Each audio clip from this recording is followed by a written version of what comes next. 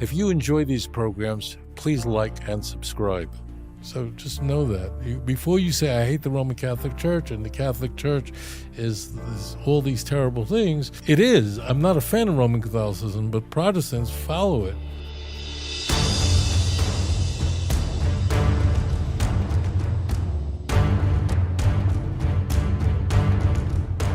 Caller, you're live on the air. Please tell us your name, where you're calling from. Jesus Amaya. I live in the state of Arkansas. Welcome. Around where Brian is. Anyways, hello? Yep, you're live on the air. Go ahead. Oh, okay. And first of all, I think Baruch Hashem that through all the rabbis and all the videos that I've been watching from Hispanic languages that they've been speaking about Israel, and I'm like, wow. And when I end up watching Rabbi Tovia Singer, I was like, oh wow, he explains so much. But I have a specific question. I used to belong to a church which is called Seventh-day Adventist for Sure. so many years. And so on the book of Daniel, chapter 7, verse 25, where it says, he shall speak against the Most High and wear down the holy ones of the Most High, intending to change the feast days in the law. When I read that, I was like, I'm reading the Catholic Bible. But that's exactly what the church did. It changed the times and the laws. What does that mean, the times? Well, the church dispensed with the Jewish calendar. That's what's in view. Most people think about the Council of Nicaea as the ecumenical council of the church in 325 that was gathered by Constantine, the first Christian emperor, to decide on the nature of Jesus, if he was deity or full-blown deity, in a conflict that could have divided the empire. And you had Alexander, who was the bishop of Alexandria at the time, and Arius, also a thinker from Alexandria. Could anything good come from Alexandria? Most people associate the Council of Nicaea with the doctrine of the Trinity. And that's true. The doctrine of the Trinity, or the doctrine of the hypostatic union, is hammered out as orthodoxy at Nicaea, and Alexander's view, Athanasius' view. Athanasius is a very important church father who is later on becomes the Bishop of Alexandria. They win and Arius loses, okay? But there's actually a second element to that council that most people are not familiar with, and that is the times. Namely, do we follow the Jewish calendar? That was such a big issue. I talk about this in volume 1 of Let's Get Biblical, because until that period, until that time, until the 4th century, many Christians celebrate Easter based on the Jewish Passover. And the Jewish calendar is based on the oral Torah. I'm not going to go into the complexities of it, but the Jewish calendar requires a knowledge of a computation of when Passover should occur. You might go, what do you need an oral law for that? Because Passover has to not only begin on the 15th day of the first month, but also has to come out during the springtime. Why? The Torah says so. Where? Deuteronomy chapter 16, verse 1. So it requires a complex understanding of oral Torah.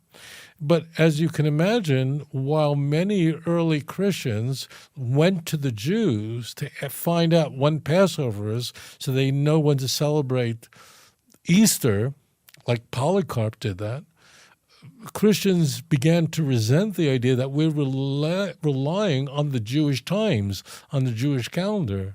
That means the Jews would decide when Christians celebrate Easter. And this became, a schism that could have divided the church in half. Constantine did not want his empire divided. He wanted unified around a unified empire, namely a unified religion one religion, one doctrine on the nature of Jesus and the calendar. And it is the Council of Nicaea that it was established that the Jewish calendar will no longer be used, the Jewish times will no longer be used to determine the Christian festivals. And at the Council of Nicaea, the notion that Easter should be celebrated on Pesach would be rejected. By the way, in some languages, Easter is called Pascha for that reason. So the church rejected the Jewish calendar at Nicaea formally. Of course, this was an argument that had been going on for centuries, but formally it was rejected. That means that's when the church came to reject the oral Torah. When you hear all these Christian missionaries saying, we don't believe in the oral Torah, that's where it comes from. It's the Council of Nicaea. That's where it's so interesting. They say they don't accept the oral Torah unless it helps them. And how do you know these 27 books of the Christian Bible are those 27 books? Because of the Catholic Church. The Protestants rely on the Catholic Church for all this stuff. Athanasius, the person who argued for the Orthodox version of the Trinity, was the person who in 367 declared which books of the New Testament are canon and which are not. And he's the first person to state as these 27. And all you Protestants who follow Athanasius, you're following a Orthodox Roman Catholic Church father, a very Orthodox Roman Catholic Church father. So just know that. Before you say, I hate the Roman Catholic Church and the Catholic Church is all these terrible things, it is. I'm not a fan of Roman Catholicism, but Protestants follow it. And that's mind-blowing. And that's what Daniel has in mind. Daniel wants us to, or Daniel is receiving this information from an angel who's revealing all the four kingdoms that would precede the coming of Mashiach. And the fourth of the four kingdoms is just the worst of all. That's Rome. And Rome is a kingdom that morphs, that changes. After all, Rome, when it destroyed the Beis HaMikdash, the temple, was not a Christian empire, but it sure became one, and it kept developing and changing and altering. And even when the western part of the Roman Empire was destroyed in the 5th century, the eastern part of the empire, the Byzantine Empire, continued for another 1,000 years, develop and split again in 1054. But its nature is to reject the calendar, the times of the Jewish people, and the mitzvot of the Jewish people.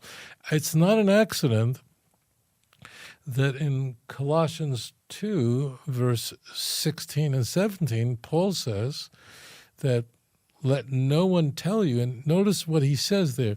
He says, let nobody tell you about the food you eat and drink. Those are commandments, right? And the new moons and the festivities. So Paul is saying in Colossians 2, he is condemning people who think that you're supposed to keep mitzvot, ritual laws. It means what you eat, the mitzvot, and the times. That's the new moon. Let no one tell you about that. And in case you think that there's some other reason Paul had in mind here, you're wrong. He says in verse 17 that the reason for this is that the Lord never had any value, never had any intrinsic value. It was always just a shadow, and the essence is Christ. He says that. He doesn't say because you're B'nai Noach, you're Noachide. No, it never had intrinsic value. So it's not like the Catholic Church grabs out of nowhere. The idea that you would have a religion that would emerge, that was that fourth kingdom. Our sages tell us like the pig, that has split hooves but doesn't chew its cud. Outwardly looks kosher, but open it up, it doesn't have the four stomachs that you would find in a ruminant animal like a cow or a deer. And Hashem makes it that, Hashem made there are hundreds of different breeds of pigs, It's quite a number of species of pigs, many different kinds. And they all have split hooves, and none of them chew their cud. And this is emblematic of everything that's unkosher. It's emblematic of the fourth kingdom. And you know, HaKadosh Baruch Hu made the pig in such a way that it uniquely has split hooves, and it displays its split hooves very prominently, but it doesn't chew its cud. It's treif inside. That's why the pig represents everything that's unholy. And it's interesting, Hashem made the pig that it is, although it is genetically very close to a human, you might think this is the real thing. In fact, you could, doctors can use parts of the pig as vessels for humans. But Hashem made a pig that it cannot look at the heavens. The neck of a pig, no matter what breed or whatever it is, it can't look up. It can't look at the sky. It can't look at the heavens because you're a pig. You're a filthy, dirty pig. So even though everyone looks at you and thinks, oh, look at your split hooves. Oh, look at your genetic makeup. It's so close to a human. We can practice surgery on parts of the pig, on organs of the pig, in order to perform surgery on humans, which you can. Hashem made that no pig could move its head up to look at the heavens. Your dog could look any way he wants. Your cat could look up anywhere. No pig can. No pig can look at the heavens. A donkey can look up.